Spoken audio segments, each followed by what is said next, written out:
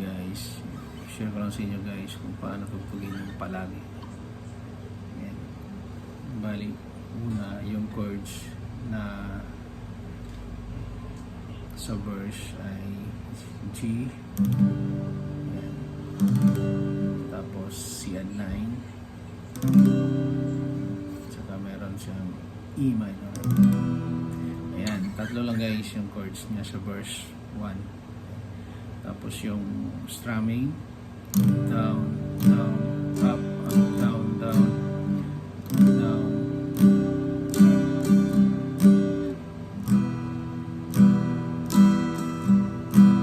Ayan.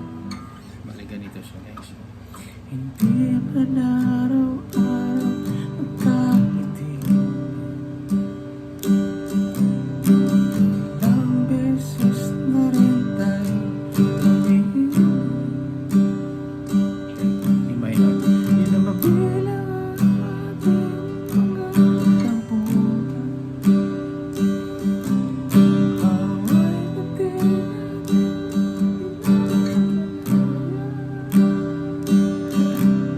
okay, yan yung verse niya. Tsaka yung sunod ay pre-chorus. Yan. Yung chords naman niya ay A minor. Yan. Ito tayo. Tapos D. Yan. Yan ang yung pre-chorus na.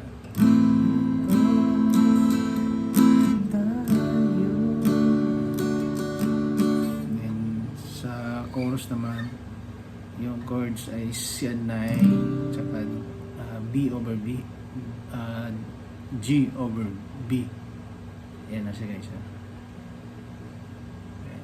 Ganyan. Tapos E minor. Yan, tsaka meron siya ulit na D. Ngunit sa huli